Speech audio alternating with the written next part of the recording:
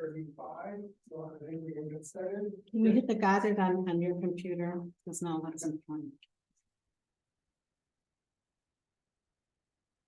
All right. Welcome. Thank you for attending this afternoon. Welcome to the folks on Zoom. I hope you can hear me. Loud and clear, and if you don't mind sending a thumbs up, that would be great. My name is Daniele Mandri. I am one of the philosophy faculty in the behavioral science department. And every semester we have this appointment in which we invite one of our faculty or another public intellectual to come and give a talk on an issue that we think is relevant for our community.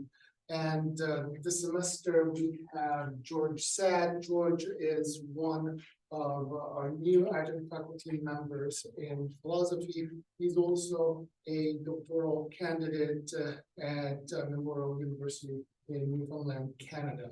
And without further ado, I'll pass it to George. I'll just make a couple of housekeeping announcements. The first one is that you can find a collection of the lectures that we hosted on our website. If you go on triton.edu and you look for behavioral science colloquia, you'll get a roster of our colloquia. The second thing that I will say is that I will ask the folks that are joining us on Zoom to please refrain from using the chat box, and there will be an opportunity for Q&A at the end of the lecture, and you can ask for raise your hand or set the stack when that comes. Thank you so much, and thank you.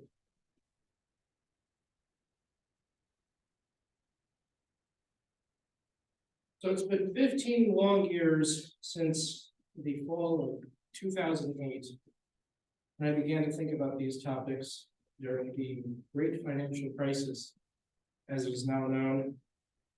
Crisis which introduced the term too big to fail into the public discourse.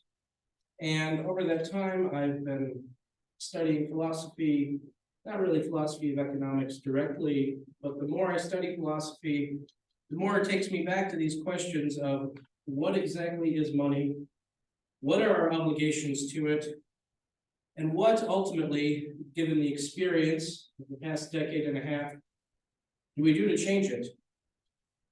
And I don't think I'm entirely original in this thought. In the beginning of the philosophical tradition in Plato's Republic, probably his most famous dialogue, we begin with the question of who owes what to whom. And we're still trying to answer that question today. I would like to briefly note that my thoughts on this have been greatly influenced by David Graeber, especially his book, Debt, the First 5,000 Years. He passed away during COVID, and so I'd like to dedicate this talk to his memory.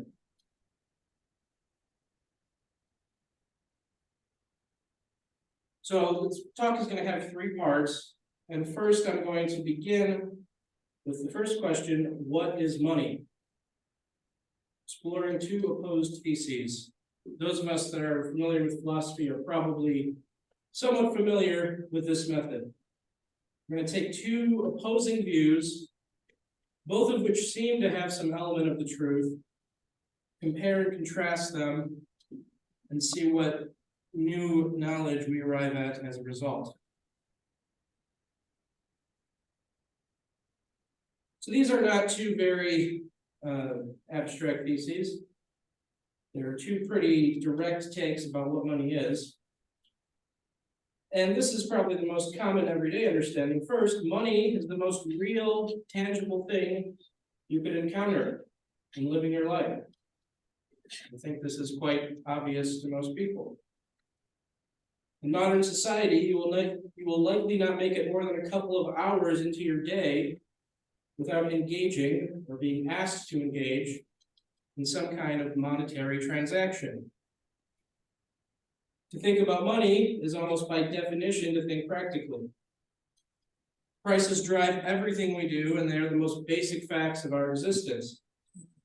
To ignore them is to be engaged in a dangerous denial of reality. But on the other hand, and this is the opposing view, which many of the events of the past 15 years have sort of brought to light, you can also sit back and realize money is a wholly artificial construct. It's something that we made up. Money has the same kind of reality as a computer game on your phone that rewards tokens when you play it. We now have this phenomenon of digital money that was just sort of starting during the 2008 crisis. The money that seems to govern our lives like a law of nature is subject to countless arbitrary adjustments. Obscure decisions that are taken by small groups of people can radically change the monetary situation and therefore our entire lives. For example, changes in tax codes, formulas to calculate the cost of living, and different accounting conventions simply redefine the amount of money people can claim to have at any given situation. And to make this a bit more clear, I want to consider the case of Microsoft. So here's a recent headline which didn't get quite as much attention as perhaps it should have if we thought about it in a different way. Microsoft owes $28.9 billion in back taxes, IRS says after an audit of the company's finances. Now, I'm not so interested in the details of this case, but just simply the fact that such a large sum of money can be in limbo like this without some sort of massive moral outrage from the public. How is this even possible? What does it tell us about money? And if we take the common sense view and say, well, money is real, this is an incredible theft. This is outrage. And if this was an individual and not a corporation, we would probably regard this as the crime of the century. This is what happens when you don't have an army of accountants and lawyers to defend yourself. This would be front page news if some individual mastermind managed to steal close to $30 billion. What's clear is that when it comes to individuals, we assume that the rules of the monetary game are fixed, clear, and exact. This is not the case when we're dealing with other entities. Now you can take the opposing view of our two opposing views and say, well, money is just a sort of messy social construct. It's the rules of the game we set in place. And the only way we can really answer whose money is whose, well, it's going to depend on thousands of obscure details that they're working out in this negotiation between the IRS and Microsoft. What's also interesting is how could this not have been noticed earlier? Where's the harm from this crime? You know, if any individual household was missing $30 billion or any sort of more localized set of people, a town or something like that, it would obviously be very noticed. But of course, we're talking about owing the federal government here, which balances its accounting through debt issuance that it issues basically to itself. So if 30 billion is missing, it's not as pressing of a matter as if any such amount were missing from a local budget. So by the sort of strange rules of the monetary game, this can happen, and you probably didn't even hear about it until I told you now. But what if you tried to act like Microsoft? So I'm going to drive this home with a little bit of a thought experiment here. What if you were in the same exact position as them, and all of a sudden you sort of flip sides of the question of what money is, and instead of treating it as something very real, you acted like it was a sort of fluid, adjustable construct in the way that Microsoft is. So let's imagine that there's an employee of a large corporation named Bill. I don't know how I arrived at that name. Bill. Bill is the beneficiary of an accounting error that doubles his yearly salary. Bill works for a large corporation, so his increased salary is never even noticed by the company, nor does it suffer any financial stress on his account. Bill goes from constantly fretting over his bills to living quite comfortably. All of the obvious realities of his old financial situation have proven themselves to be, in a sense, false. The money which tracked his every move, disappearing with every minor expenditure, inspiring his endless striving for promotion, could just as well have been readjusted entirely without any harm to anyone. All that really had to happen was a slight modification to the spreadsheet. The key to his entire way of life was locked up in a few seemingly magical formulas. But at this point, you probably are raising an objection. So the philosophers in the room will recognize this as a sort of Kantian logic. Bill could only be an isolated case. We cannot all do this. If everyone tried to cheat the system like this, the numbers would no longer add up, and money would cease to function based on the laws of arithmetic. As much as they can be disguised for years, accounting frauds are generally uncovered because the numbers inevitably conflict. And now, on the other side, the response to this is going to say, well, that's true. We need people to be agreeing to the rules of this game, but that's just going to show how it's sort of a cooperative game. You know, if people opt out, the game is going to break down. If people are not going to play by the rules. So if I play chess and suddenly create a new queen on move 4, my opponent will simply quit because I've violated the rules of the game. There's this presumption of equality between participants and the game breaks down. Now, this isn't true of, say, natural laws like the law of gravity or something like that. If you decide not to play along with gravity, it's still going to keep doing its thing. But we need people to cooperatively agree to the rules of the game in order for it to work. So what if Bill were just to do something different, though? So he fears an audit, which is going to discover the accounting error. And so he hacks into the system, and now he gives himself a new title. He is a, all caps, special supervisor. And so his pay is no longer suspicious, it is justified.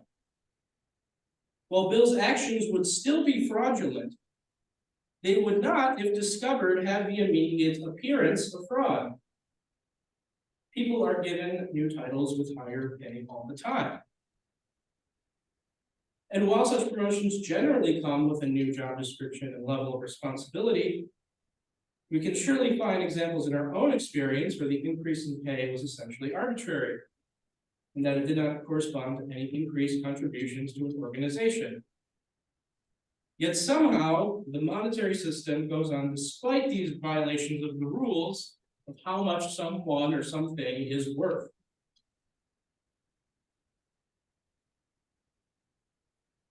And the objection to this, you're going to say, well, you can't just break the rules of money like that. And a good objection would basically say, yeah, well, you can do that, but you're going to end up destroying the company. You have a bunch of people arbitrarily giving themselves raises without adding more value to it. So if this sort of culture spreads, there's really only two possible outcomes. Some people continue redefining their roles and receive more and more money for more and more abstract forms of management. And the people who are not part of that class are going to work harder and harder at making the case for promotion. And eventually, more and more people are going to become the special supervisors. And the more people will have achieved that, but it's basically a sort of Pyrrhic victory. At that point, a victory that isn't really a victory because the increased money you'll be paying won't be worth as much. Because what's going to happen is there'll be more and more companies in society, that are operating on this basis. This trend will spread. You'll get more and more job creation, creating more and more special supervisors, and they're all making 6 figures instead of less money. But now the money's not worth as much. So you're right back where you started. You can't really cheat the monetary system in this way. And I think this is a very powerful objection. But the people that are pointing out, saying, you know, this is just a construct, still have a reasonable response. Yes, it's true that not everyone can behave in this way. We can't withstand that. That's unsustainable. But you're making the false assumption that everyone in the game is an equal participant. The key, if you want to have some sort of special value, is to be the exception. Right? When we talk about economics, we often refer to the law of supply and demand. You need to have something that's in very, very short supply. And how can you become something in short supply? We need to be a special case in the game. Referring back to the banks in 2008, you need to become too big to fail. And this can be written into the rules. For instance, if you're a limited liability corporation like Microsoft, we've seen the individual rules of the monetary game change. You, for instance, are no longer personally liable for any debts incurred by the company. For this reason, corporations can leverage this position to increase their power relative to individuals, making them even more of an exception. So what can we take away from this give and take between the two positions? Seems like there are rules that we set up that are essentially arbitrary, but if we break those rules, the system does break down, and ultimately the sort of quick route is not profitable. You try to hack the system, so to speak. I think what we can take away is to say that both views are partially correct. Money does create its own reality. It is a social game, but one that is utterly real and painfully unavoidable for those playing it. You have to recognize the rules of the game or else face the consequences. They are ultimately arbitrary, these rules, but they are compelling for those within the game. And for the game to sustain itself, they must stay internally consistent. If people don't cooperate or bad behavior becomes common and accepted, the game breaks down. Now, generally, we're far too interested in simply surviving the game to consider testing the internal consistency of the rules or noticing when they shift. In this respect, I think that the monetary world is somewhat similar to the world we experience when we're in the cave, in Plato's allegory of the cave. It seems like it's the real world, but it's not. We're absolutely sure that we need to live in a certain way to make ends meet, but only because the rules of the game seem like they're self-evident. Money creates this illusion that everything I do is just for my own effort, that I get paid in an individual transaction. Well, in fact, one can only make money work within a complex system determined by the actions and perceptions of millions of other people. What I might refer to as a systemic view of money. But another takeaway from this back and forth, the idea that you could do what Bill tried to do in hacking the system by making yourself a sort of singular exception. There is one exception in any monetary system, and that's going to refer to the ultimate source of the money we use. So where does it come from?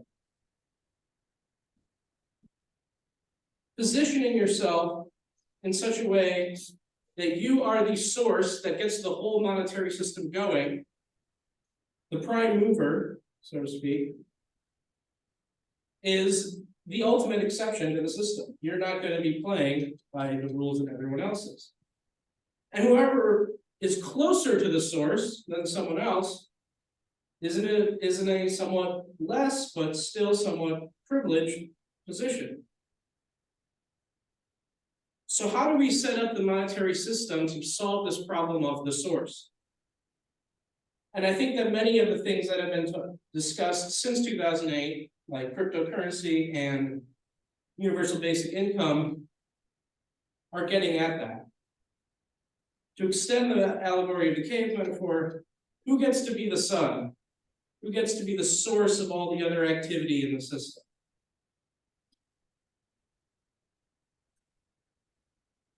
So to look at a practical example of how this happens, the introduction of new money into the system is an unavoidable point of exception to the general rules.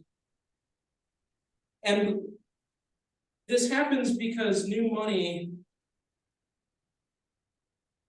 when it enters the system, does so with a kind of time delay, the best way I can describe it.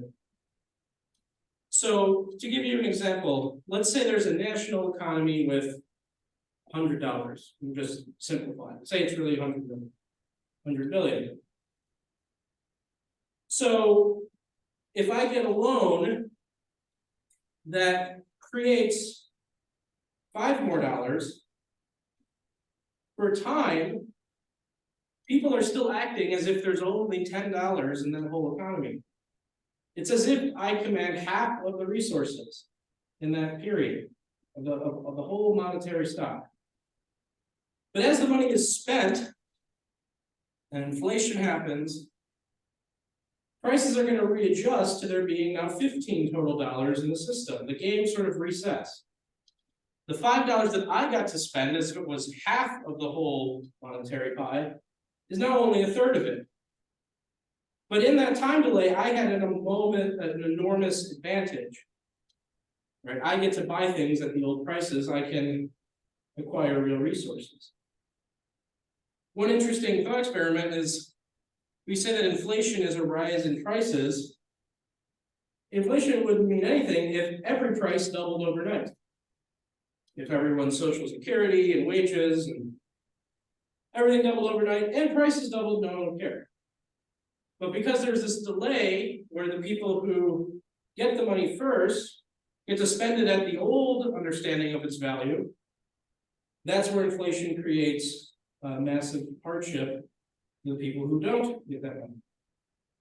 And to give you a specific and relevant example here, look at the average cost of college versus the average earnings of a young worker since 1980.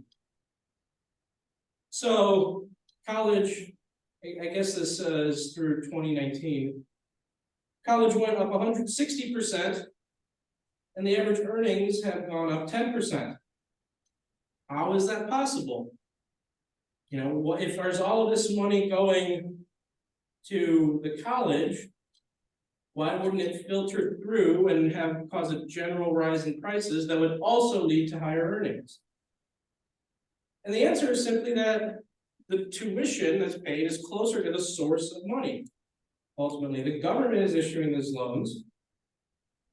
And when those loans are originated, they are going to lead to a rise in prices, right? Because there's this money that is coming directly from the source. Whereas if there were similar programs in place for earnings for young workers, if there were such loans that were backed by the federal government to people who create jobs for young workers, then maybe this would be sort of similar. Maybe the inflationary rate would be the same. But it's not, and it's the difference that matters. So the key thing to realize is that inflation isn't the same for everybody. Some people benefit dramatically from inflation if you're closer to the source. So I've been talking about it in general. Let's get a bit more specific now. The specific source in the American economy and in most world economies today is some sort of central bank that issues these loans. The Federal Reserve in the United States. And you might ask, why is there so much indebtedness in our society? Why can't everyone just live within their means? Why does this even have to exist in this way? And the answer to this is that this is simply structurally impossible. The central bank creates money when it loans it out to people. It loans it to financial institutions, investment banks, commercial banks, which in turn loan the money to businesses and individuals. And as the source of all money, the central bank turns conventional economic logic upside down. It is the ultimate exception to the rule. If, similar to our Microsoft example, you were to go around trying to issue new currency on your own, you would eventually find yourself in jail for counterfeiting. The monetary rules of the game only allow there to be one such source. And this is why it's publicly regulated and there's some debate about what it can do. This is obviously a huge exception that sort of gets the whole system running and creates the standards, the key standard being the rate of interest by which everyone else has to operate. And this is why, if you pay any attention to the financial news, whenever one of these people from the Federal Reserve opens their mouth, everyone is sort of taking their life in their own hands, and wondering what their fate is going to be, because that's the kind of power that's involved in creating the rate of interest. Now, I want to give you a little bit of a philosophical analogy here. So there's a medieval idea that comes from the idea of Plato's cave called the great chain of being.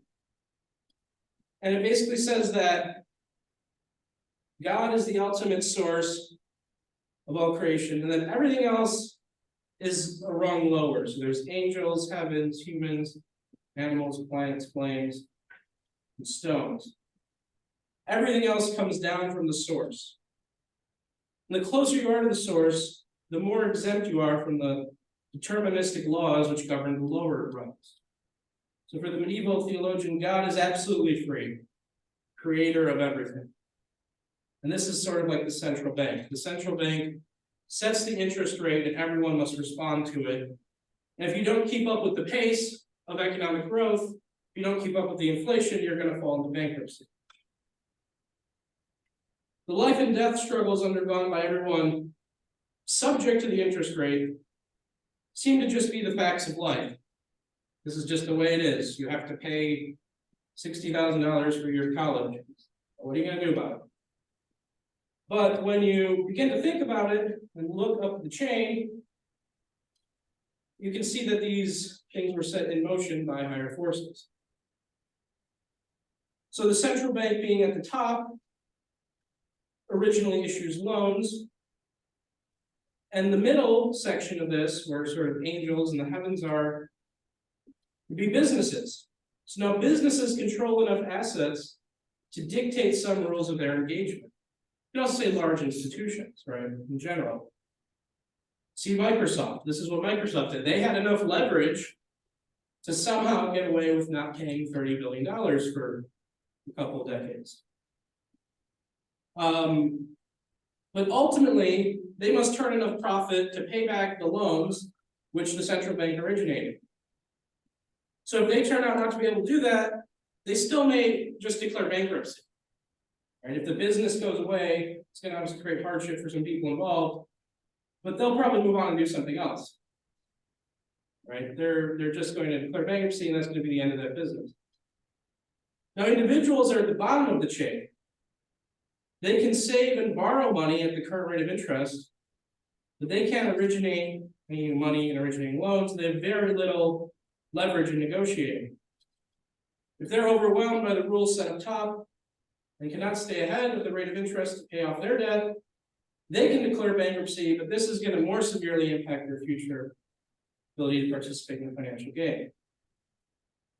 So I think part of what's going on with people coming up with these new ways to engage your money for solving the problem of the source, as I've put it, is that this is not essentially a democratic system. We have democratic political forms, but we ultimately do not have democratic financial forms. And many people have been just sort of saying, why am I here on this chain? Why can't I do what Goldman Sachs did 2008?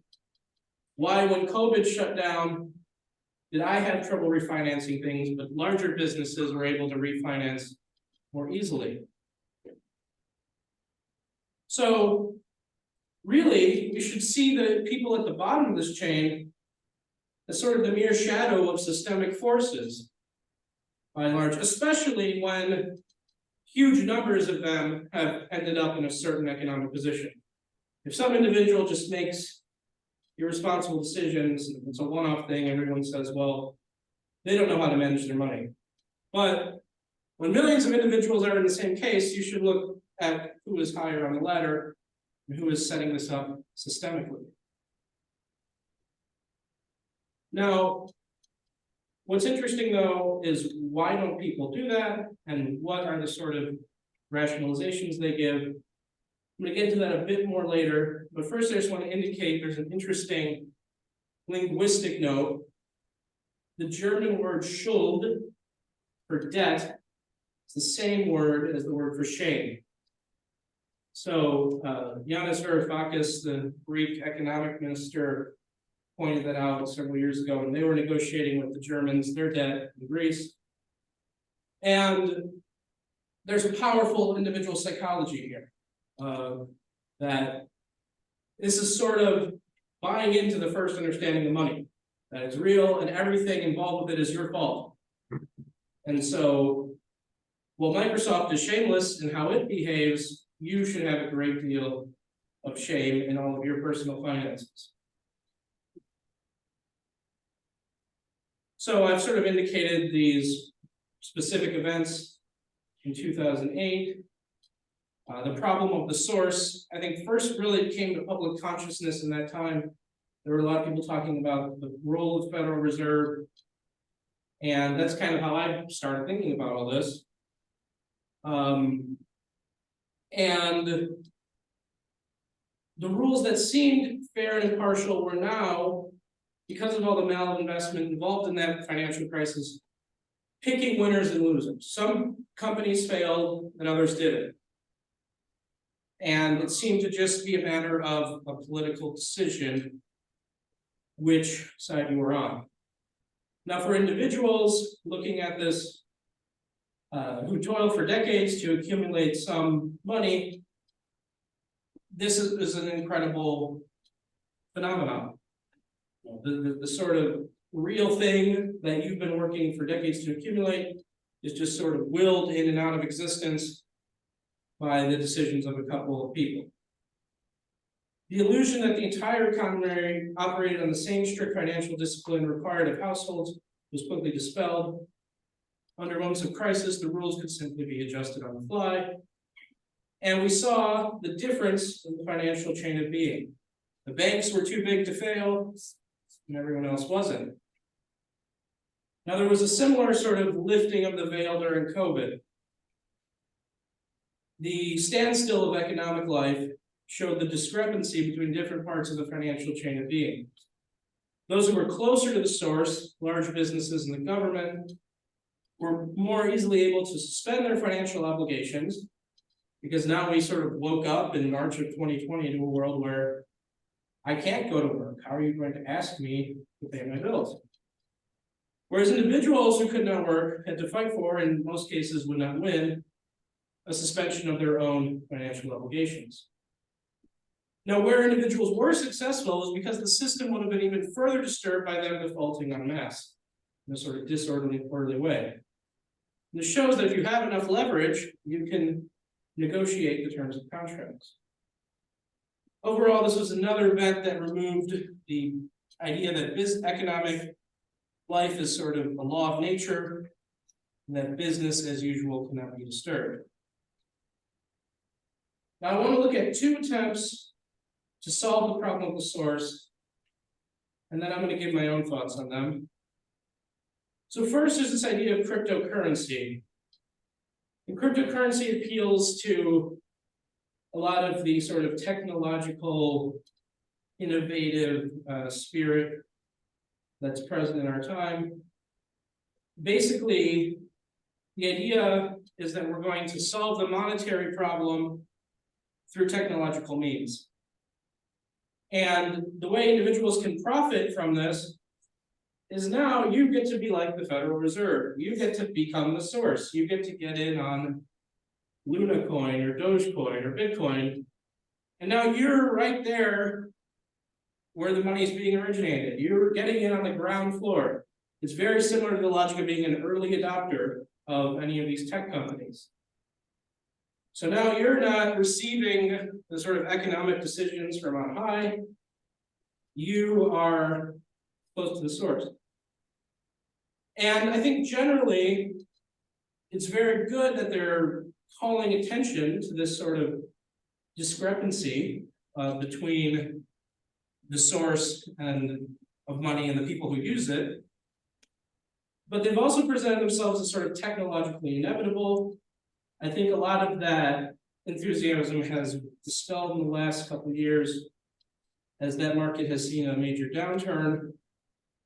But the idea is that they're going to eliminate the problem of the source by encoding the creation of money into the blockchain, which is basically a math problem.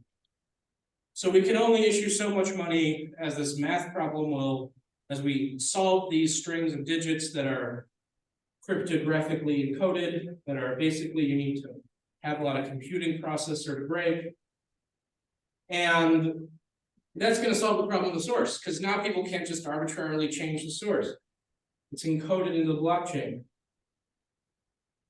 And the problem I see with it is it's a way of replacing the source, and it calls attention to the problem of the source, but it just creates a new problem of the source. It creates a new source, and you end up in this sort of bad regress or an endless infinity, a bad infinity of everyone creates their own cryptocurrency. Now I'm the source. Now I'm the source.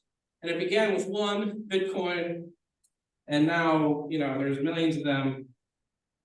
And it sort of starts to unfold where we see if the whole advantage of adopting this currency is that I'm at the source of it, why would I go to one that's been around for 10 years? I'm going to get it on a new one, and a new one. And I think the issue also with the idea of technological inevitability is it ignores how money is really a social phenomenon. It's not just a math equation. The US dollar is compulsory because taxes must be paid in that currency. It says legal tender for all debts, public and private. Public especially, right? You're going to have to pay your taxes in the US dollar. So you can just sort of opt out without any sort of political change. Doesn't seem really realistic to me. Politics and ultimately human affairs can't simply be avoided. We create a new code for money. Another problem is maybe we do need some choice involved in the source. Many people have said, if only a certain number of Bitcoin are going to be issued, this isn't good either, because we want there to be money available for expansion. We want there to be growth. So maybe we do need some choice.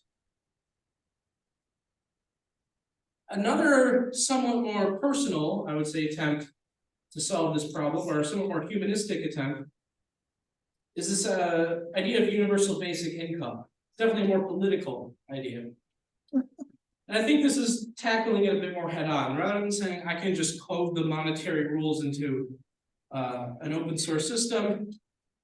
It's saying, look, we understand now how this chain of being works, chain of financial being. We understand that banks are sort of different entities than individuals, and we need to democratize it. Right? We need to say, universally, everyone has similar rights to a bank. You can be just sort of given money to start the system, and we'll start it there, rather than there being loans made by a bank that then profits off the loans. So instead of money entering directly into circulation via loans, just put in the hands of citizens. And often the universality of this is described as a big advantage, because often when we have distribution of resources, there's competition and envy and division. One group wants something, but then they look at what the other group is getting, and politics becomes more of an issue. But the idea here is just saying every individual gets this. We're sort of resetting the monetary system in this way. Everyone is now a sort of mini bank. Now, I think this is better in that it's looking more intentionally at the problem of the source more politically, but there are also problems people have pointed out.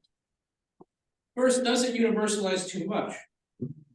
Do we want some specificity in how this money enters the system? Right, this is the whole question of political budgeting. Right, so do we want to say the young, the elderly, those struggling with their heating bills, do we want to say we want specific programs in place? And I think the second problem is also, does this actually make much of a difference in the long run? Does it become similar to changing everyone to a special supervisor in the accounting document and giving everyone a raise? So if such a system exists alongside the old economic structures, would it just create a sort of inflationary wage that is spent and then ultimately doesn't really improve people's economic situation? So would starting at $500 a month be the new $0? A sum rendered meaningless by the fact that everyone has it.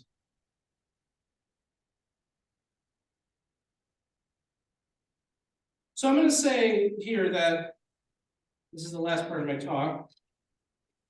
Both UBI, Universal Basic Income, and crypto are interesting and different ways of thinking about money. But the problem with money at the end of the day has very little to do with money itself. Money is a reflection of the cultural priorities of society that sets up the rules of its own particular monetary game. There's still something higher up the financial chain. We control money, money does not control us. And so when we realize that money is this game and not a law of nature, we must also recognize that every game is a fragile human creation that requires careful maintenance and self-policing to function properly. If someone breaks the rules of chess, you stop playing with them. And likewise with money, there are no rules we can write in advance that will ensure the perfect functioning of the system. And this is kind of what crypto and universal basic income are trying to do. They're trying to say if we get the code right, or we start the system off in this way, then everything will work.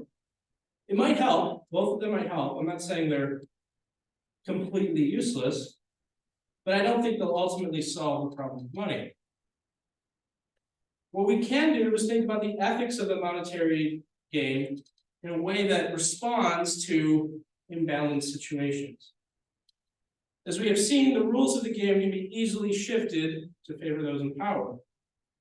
The ethical way to participate in the economic system is to highlight where and when this has happened and engage in a kind of maintenance of it. So to show you just how culturally specific the monetary system is, there's an interesting passage from David Graeber where he talks about money creation in traditional tribal society. Every society has to start the monetary game somewhere. And interestingly, Graeber's work points out that there's this idea that everyone was bartering before the creation of modern money. And he says that's really not true. Every society has sort of money where there's an initial issuance of money to a highly respected, privileged group of persons. So he says here, this is describing the Lelo people of the Congo, and this is how they began their monetary system. Gifts tended to flow upwards. Young people are always giving little presents of cloth as marks of respect to fathers, mothers, uncles, and the like. These gifts were hierarchical in nature, that is, it never occurred to those receiving them that they should ever have to reciprocate them in any way. As a result, elders, and especially elder men, usually had a few extra pieces lying around, and young men who could never weave enough to meet their needs would have to turn to them whenever there was time for some major payment. For instance, if they had to pay a major fine or wish to hire a doctor to assist their wife in childbirth. wanted to join a cult society. Thus, they were always slightly in debt, or at least slightly beholden to their elders. But everyone also had a whole range of friends and relatives who they had helped out, and so could turn to for assistance. So is this any different than what we have? I mean, it's sort of, where it's much more complex, but, you know, you have a group of people at the source who are culturally respected, right? They're seen as the sort of elders who are in this position freely, right? Not as, if they're not given money that they have to pay back, right? They're not issued loans, they're just the source of it. They're the sort of foundation of society, right? And it would be sort of an insult to ask them to pay these things back.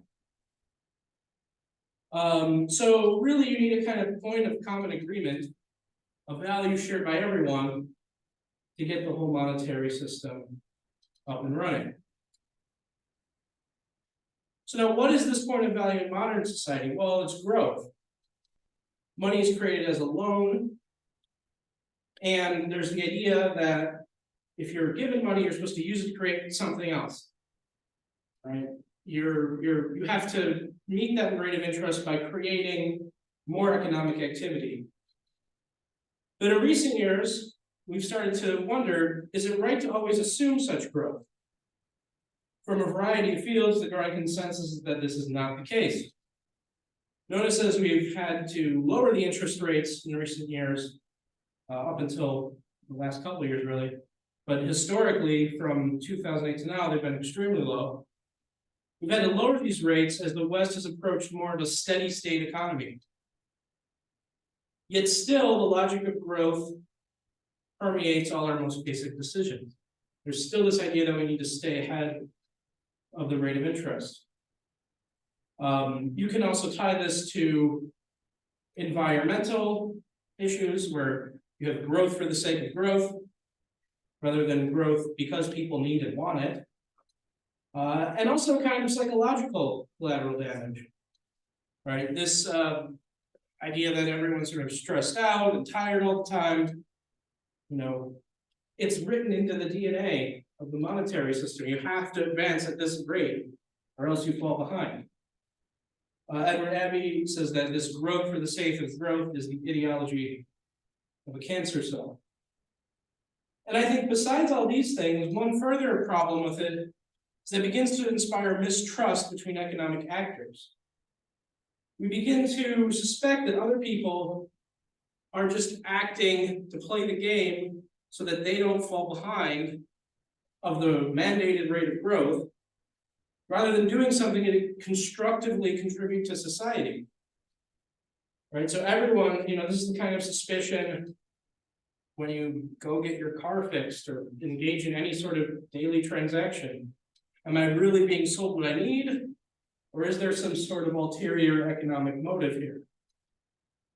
So there's an increase in the sort of bad faith that happens between economic actors. We realize that the game has become artificial, or that maybe it was artificial all along, but we still are compelled to participate.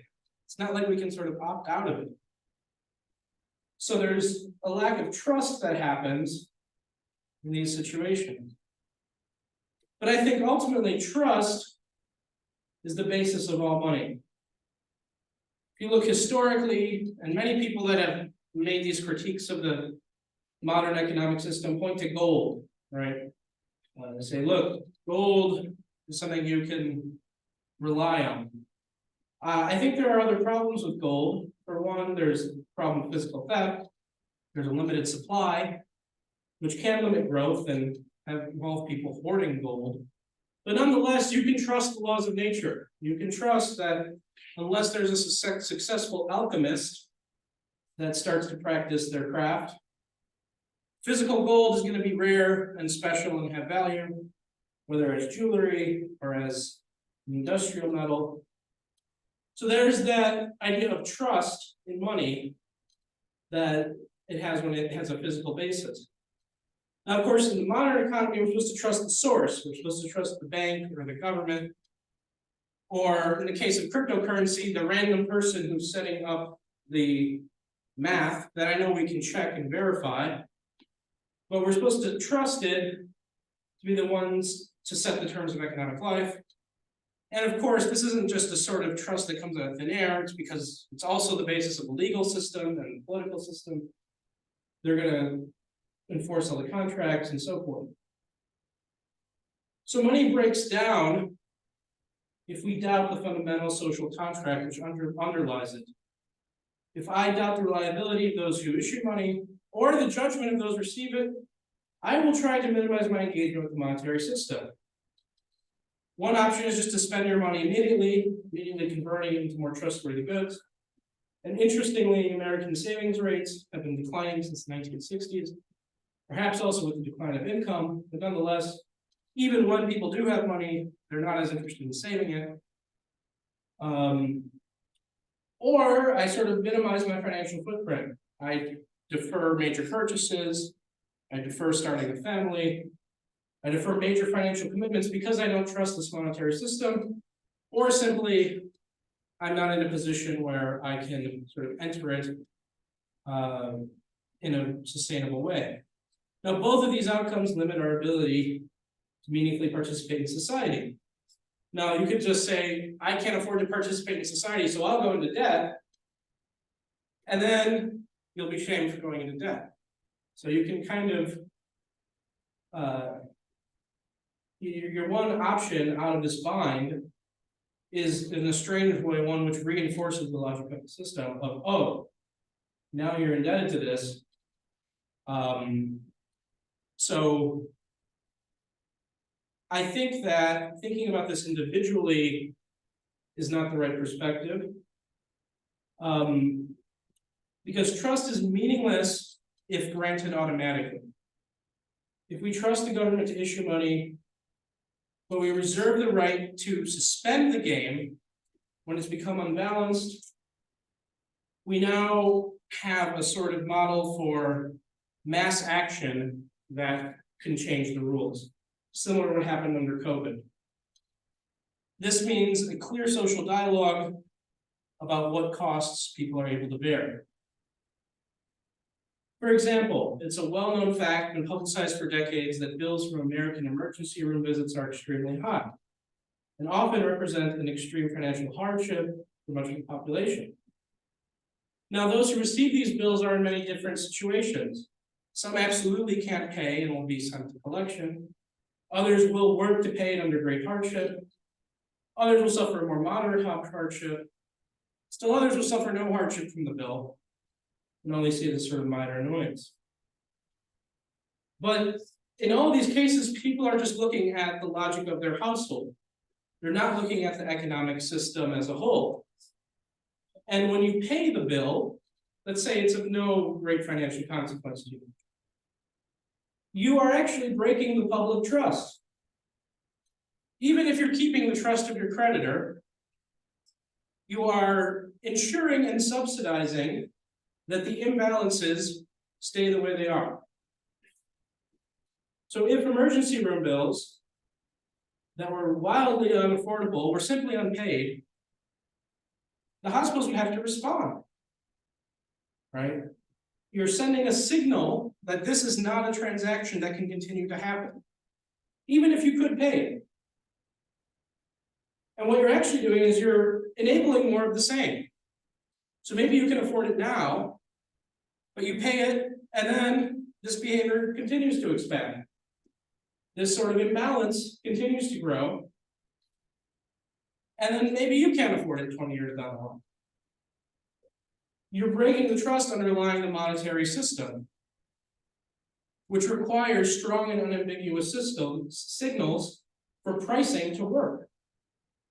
And I think that many times people say, well, prices adjust themselves based on supply and demand and how much people can afford, but they don't look at the wild card of debt, right? Because debt changes everything. Maybe I can actually afford it, but I can only afford it by going into debt. And so more people go into debt, and they sort of afford it, but sort of don't. And then that creates a situation of, well, geez, why is there a crisis of medical debt? Why is there a crisis of educational debt? How in the world does this happen? Why aren't people paying their bills? If there was a different ethic of saying, based on what I know of how the people around me live, I don't think this is affordable. I'm not going to pay it even though I can. These problems that have been germinating for the past 30 odd years of debt would have been solved much faster. But of course, you can't do this alone. If you do it alone, you're just going to become a sort of economic martyr to yourself. You have to do so by some sort of collective action. And I think that in addition to the fear of external consequences, there's also an inner sense of moral obligation that people have. And that, I think, by bringing this forward and making it into more of a public collective action is something that people would reevaluate. More situations would start to be seen in the light of, this is similar to COVID or the great financial crisis, than just, oh, you can't afford this, there's something wrong with you. When we go bankrupt altogether, it ceases to be a personal problem.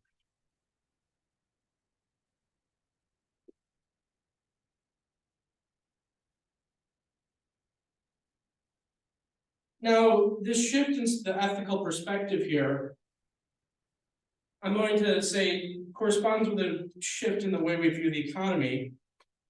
We should see it as a circular flow where everything we do comes back to us. If I participate in a housing bubble and I drive up the house of the price of houses and I make a big profit, and then there's a downturn 20 years later, or whatever happens, it's going to come back to me. Right? Whatever I do, even if it's not breaking a one-on-one contract, even if it's totally legal and I'm keeping my word to the counterparty, and I'm doing what I'm supposed to do, we can't just view it in that light. The system needs negative feedback. It needs to know when we cannot afford something. This is why in some situations, it's virtuous to point out when the agreements which society has pretended are sustainable via debt arrangements are not tenable. Now, could there be a general standard for deciding this? I don't think so, but I think a reasonable question to ask yourself to start would be, knowing what I know about the financial condition of the average person in our society, can I expect such bills to be paid on a sustainable basis? If you cannot, I think you should reconsider paying that bill, even if you can personally afford it. Now, obvious candidates are student loans, medical debt, government fines and fees, these sorts of situations, where clearly there are centralized standards that are put in place that aren't really responsive to markets. There are not a lot of options. But real estate and rent is a somewhat harder case, because it's less centralized. But I still think there's a lack of public shame and a lack of moral criticism towards people who engage in the speculative bubbles that raise rents.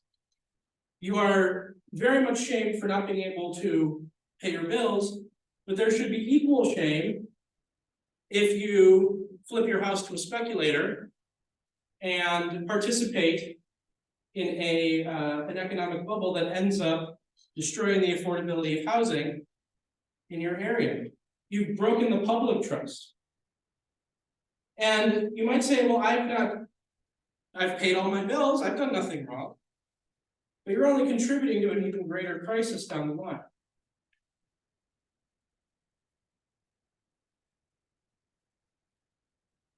Now, refusing to meet some prices will mean becoming more comfortable with owing people, at least on paper. But I think this is also where considering the meaning of debt is something that needs to happen. So I'm going to rely a little bit on David Graeber here. We are always in infinite debt to people we can never pay back. He lists as some examples our parents. It would be insulting to say, I'm going to pay this much and then I'll be done with my parents. And their parents before them, and their parents before them. You're in debt to humanity as a whole for everything that has been created that you use prior to your birth, and everything that continues to be created. You're in debt to your specific cultural inheritance in the society where you live. I cannot speak about these concepts to you today without inheriting a philosophical language which took millennia to develop. I can't sort of say, well, I'm in debt to all these people I'm citing. I really shouldn't use their ideas. I acknowledge the debt, but it doesn't mean in some way that I should feel ashamed of what I'm doing. You're in debt to nature and the universe as a whole, your existence. The dependence on these wider systems is unescapable, and it would be meaningless to try to settle all these debts. What would it mean? You'd be done with the world entirely. Right? To get square with everything, and have settled all your debts, it would be an impossible position. So we bear all these infinite debts as a result of the human condition. And we can also learn to live with these finite debts when we regard them as unreasonable. And in doing so, that's not just a sort of personal stand of not paying your bills. It's a matter of maintaining responsibly the monetary systems on which we all depend. This is my last slide here. So I'm going to explain the title now, Deface the Coinage. We can learn something from the shamelessness of the Greek philosopher Diogenes, who was told by an oracle that his philosophical purpose in life was to deface the coinage, a crime in ancient Greece and a crime today if you're going to try to mutilate the coinage of the society in which you live. Not literally, but figuratively, he understood this, to show where and how the common currency of our society has failed to express our most basic social aspirations. To reconsider the coinage in light of what it's supposed to represent, the value. And so Diogenes, there's many different tales. Some say he actually did this mutilation of the coinage and went into exile. But we do know that he lived without regard for his personal comfort and had a harsh life of deprivation to show that the conventional needs are in fact unnecessary. This is Diogenes here, sitting by this column. Now our task is both more enjoyable and more difficult than Diogenes. We must summon the courage to assert our access to the basic system, to the basic pillars of our common social life, even when they are locked behind a dysfunctional monetary system. We must assert the value of medicine and education, even as we are shameless, apparently, in repudiating the exclusionary paywalls of debt behind which they so often remain locked. And when Alexander the Great visited Diogenes, this great ruler, sort of two opposite ends of the pole on the social hierarchy, Diogenes is said to have so much contempt for him, he told him, "Get out of my way, you're blocking my son." And when we're shamed for taking out loans, not for superfluous items, but to educate ourselves and to contribute something to society, we should have a similar response. We did not set the terms of this game. We did not draw up this math that does not add up. And we will not spend our lives on the sidelines worshiping the idol of debt service. That's all I have for you today.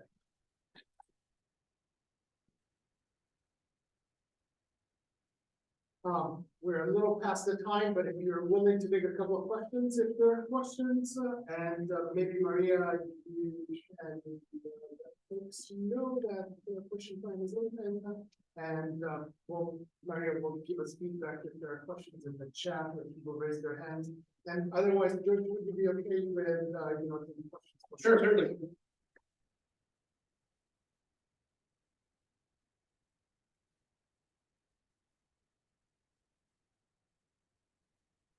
I'll ask one just right at the end, so Sure. I know it's always, the first question is always the hardest. So thank you, I like the analysis, I like where you're going with this. I wonder if there is, what you might think of, a parallel solution to yours, right? Yours reminds me of the great social efforts like civic disobedience, and a mass of people just stand their ground, the people that otherwise would be powerless individually, but collectively they put a stopgap to the system. I was wondering if with money specifically, we could think also places where money doesn't take a stronghold. And I'm going to give you an example that's a bit more tangible. So I agree with you that the system is so structured that the basic needs are going to be eaten up by the monetary system in the form of debts, right? So if you need to buy a house, you need to enter into a debt agreement with the bank. If you want to go and get an education, unless you come to a community college, then you have to go into debt. And then you can extend it with grocery shopping because we use credit cards for those, et cetera, et cetera. But I wonder if there aren't domains where generosity replaces debts. And I can think of a simple example, which is, kindness to your neighbors, right? I live on the street and everybody takes care of one another. And if one person is sick, everybody else, without being asked, will contribute, say, some food for them to meet their basic needs. But another one, which may be more politically organized, is mutual assistance. Folks have a need, they publicize that need, other folks assist them at the cost of generosity, assuming that the surplus in generosity will just contribute to the general work. Right. So one interesting thing is the way Graeber treats this in debt.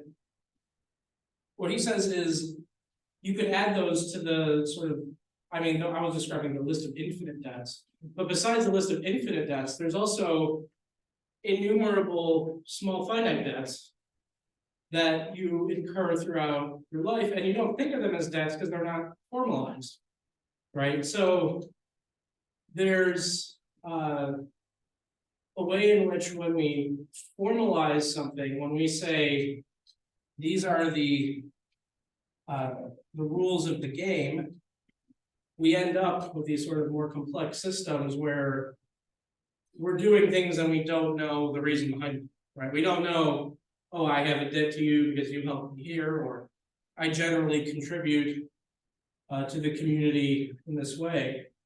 In terms of sort of real living examples of this, I think you're looking for, I think that I don't want to lean too heavy into the techno-optimism here. Obviously, I was a bit of a skeptic about crypto, but I think that when you grow up in this internet age, this idea of there being a sort of central source of things has really dissolved.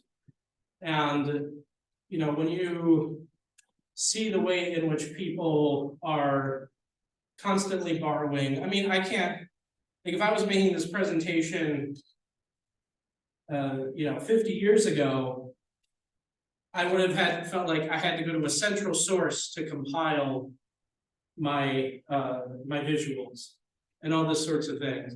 But the way society's changed with the internet, people are constantly borrowing from strangers, right? You know, I put something out there, and I think that's sort of the ethics of open source that, you know, has changed the world in many ways, where people are putting things out there, and the sort of formal logic of, if you use this, now you owe me, that's based in copyright law, has in many ways dissolved, at least in people's informal practice. Obviously, you know, at a certain level that is still recognized, but more and more, I think people are getting used to the idea of just sort of being indebted to either strangers who contributed things on the internet, or this is a little bit less of a romantic idea perhaps, but just these sort of impersonal algorithms, right? That sort of, you know, things appear on Google or YouTube or something, and it's like, oh, well, you know, now I'm a part of this. Now this is being presented to me. So I think it's interesting that so much of these contemporary attempts to change the situation are closely allied with technology, which is also kind of where young people are at.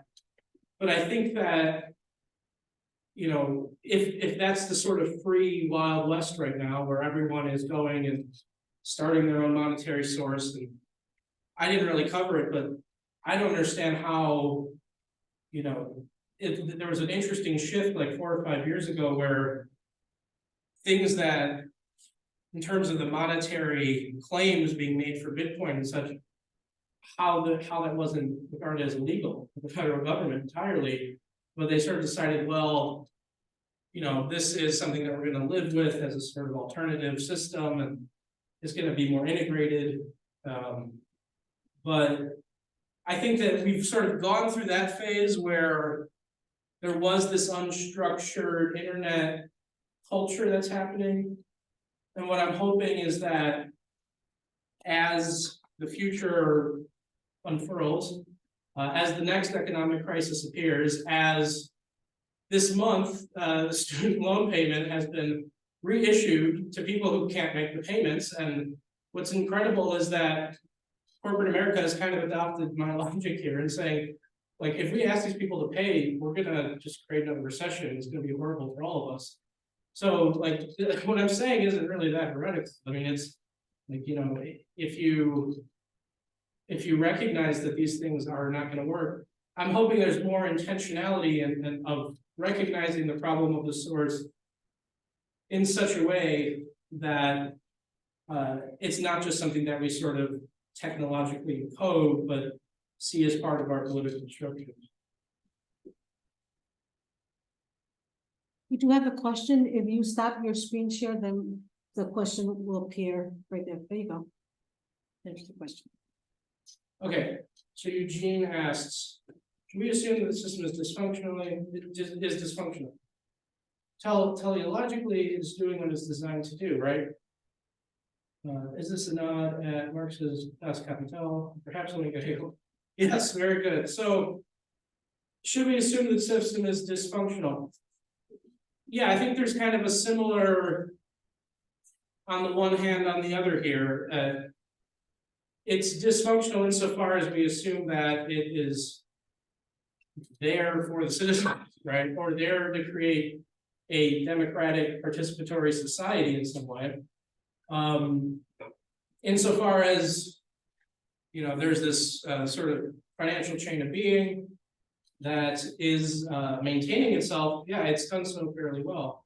Although, of course, there are the periodic crises where everyone starts to realize, you know, this isn't really working, but people seem to more or less go back to doing what they're doing. I think overall, if you want sort of a final assessment, you know, is it doing what it was designed to do? I don't know that there's a single designer here. I mean, you could say it's sort of the ruling class or something, but I think that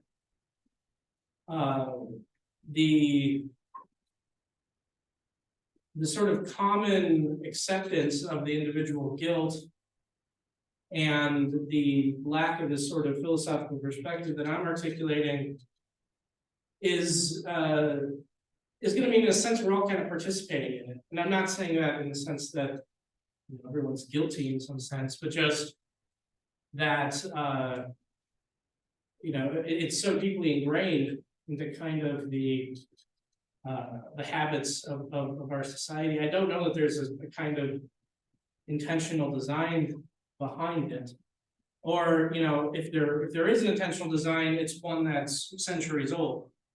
So it's been sort of functioning. One of the really interesting things that Graeber gets into in Debt is that the sort of logic of expansion and the expansion of credit begins in basically Renaissance Italy. And this is what finances all of the expeditions to the New World. And what he says is there's a series of debates in Spain, I think called the Valois debates, where there was a moral conflict about how should we be treating the native inhabitants of the New World. And there was, many of the objections to the horrible atrocities that were committed that are more commonly known today were being voiced in the 15th and 16th century. But ultimately, none of that translated to what was happening on the ground, because there was a simple imperative of growth and paying off the debt. So I think there's kind of a divided consciousness for years, for centuries around this, where we, in our more ethical moments, recognize this isn't really working and this is harming human beings, and why do we have this imperative of growth? But I think perhaps all too often we focus on the particular actors and not on the systemic things that sort of push that, right? So not on the general structure of the need to expand, which encouraged a certain behavior that was ultimately, in a sense, beyond the individual. So is this another aspect of Marx's Das Kapital? Perhaps when we get Hegel. Yeah, see, what's interesting is I'm not a Marx scholar, but I think that the idea of mass debt issuance to everyday people is not something that Marx necessarily anticipated. He was understanding it in terms of the industrial class and industrialization. But I think this is somewhat uncharted territory for Marx, where we've gotten in post-World War II, where the idea of mass debt expansion from that was kind of intended more for industrial concerns is now expanding to individuals. So that's all I can really say about that. Hegel, yeah, I'm writing my dissertation on Hegel. The sort of method here of counterposing the two opposed theses is definitely influencing the way I'm thinking about this. And also the idea of the kind of trust at the basis of what Hegel would call ethical life. Ethical life for Hegel is prior to the system of laws, right? It's or the system of laws have to be a part of it. Maybe that's a better way of putting it. That the sort of norms by which everyone acts that are deeply ingrained and almost unconscious are what sort of makes the law work, or the law exists in and through that. So, one sort of very basic way of talking about that would just be, imagine if when you received a bill from a telecom company or from whatever large institution, you acted like you were in a bazaar in Turkey, where the sort of back and forth of determining a price is part of the ethical life, right? Like, you argue about these things, and it's healthy because it results in a ultimately more efficient and fair way of determining prices. But of course, you can get on the phone and try to do that. Some people try to do that. Probably not gonna take you very far. So you need to get 1 million people to haggle with you, right? You need to get a lot of people to do that pushback. And it's amazing how determinative these sort of silent norms are. Because I think all too often we go right to, let's change the laws, or let's create a new algorithm. But if there was just a sort of shame for engaging in sort of bubble creating behavior, like I said, or if there was a sort of expectation on the part of large institutions that they can't behave in certain ways, or they're going to get this sort of massive pushback. This is also something we've seen more in the internet age, where a company releases something and everyone hates it on Twitter, and then they roll it back. Well, I wish we did that with our debt, right? So like you can easily sort of mobilize this sense of what's the right thing to do, irrespective of making a new law or claiming it's part of the legal structure. All right, I'm trying to be mindful of time here till this 4 p.m. So unless there's one more question. Go from Zoom. We'll close it here. You're going to find George Saad in the classroom if you'd like to talk about this matter. More, please come to the next edition in the spring of the Colloquium, and thank you everybody. Thank you. One more thing I just wanted to say, I'm going to put the text and the slides and the notes on my academia EDU. If anyone wants to refer to it, if you're writing something for a class or you're just interested, you can find them there. So thank you.